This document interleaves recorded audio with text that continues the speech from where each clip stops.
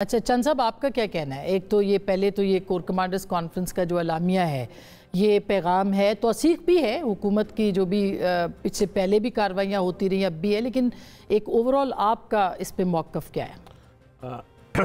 मेरे ख्याल में तो एलामिया ठीक है, जारी हुआ है, लेकिन इस मुल्क में अब ज़रूरत है एक मफाहमत की,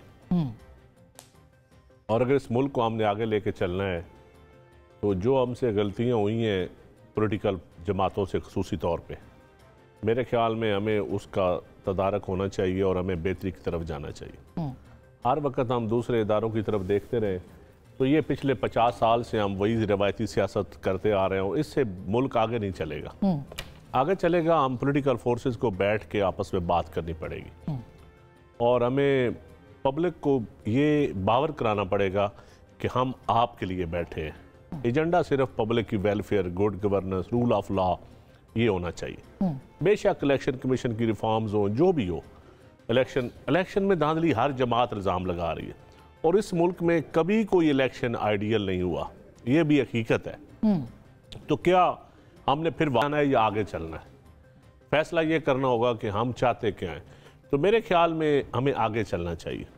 मगर बिटरनेस तो है ना, आपने देखा नहीं है जो तहरीके इंसाफ की तरफ से असद कैसर साहब हो या जो उन्होंने बातें की हैं वो काफ़ी काबिल एतराज़ बातें हैं, लेकिन मैं समझता हूँ पार्लियामान के अंदर खड़े होके बेशक बातें करें, बैठ के सुने भी, इज्जत के साथ बात सुने भी, इज्जत के साथ करें भी, जो एक पार्लियामानी रवायात है। और जो रूल्स हमारे हैं वो किसी इदारे पे आप तनकीद नहीं कर सकते, बड़े क्लियर हैं।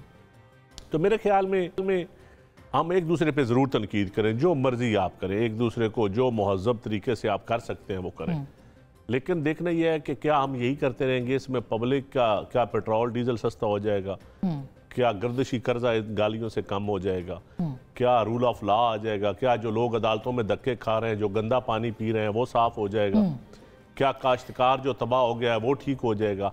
देखना यह है कि आखिर हमने इलेक्शन लड़ने, हुकूमतें आपने सिर्फ पावर एंजॉय करने के लिए, असम्बली में पहुंचने के लिए, या वज़ीर आज़म, वज़ीर आला हाउस, गवर्नर हाउस में बैठने के लिए, प्रिविलेज एंड पर्क्स लेने के लिए तो नहीं आप इलेक्शन लड़ने। अल्टीमेटली तो आपने पब्लिक को सर्व करना है, पब्लिक को सर्व करना है तो उनकी नुमाइंदगी का हक अदा करना है। वो देखिए ना, वो कह रहे हैं कि हम बात नहीं करेंगे जब तक कि आप रिलीज, आज भी असेंबली के अंदर एक करारदाद आई है कि खान साहब को रिलीज करें, 9 मई के लोगों को रिलीज करें, सीवीएम करें, तब आगे बढ़े। तो नहीं कर सकता ना। हाँ, जो सियासी कैदी हैं जिन पे दफा 144 से छोटे छोटे मुकदमे हैं वो गुड जेस्चर के तौर पे होने चाहिए, लेकिन वो बैठ के बात करें तो मेरे ख्याल में बेहतर बात हो सकती है।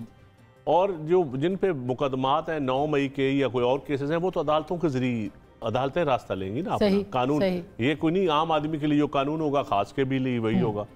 तो आप या तो आप जेलों में सारे लोगों को जेल खोल दें, या फिर मैं समझता हूँ वो खुद भी ये नहीं चाहेंगे। अगर वो रूल ऑफ लॉ की बात करते हैं तो वो खुद भी ये, उनको ये डिमांड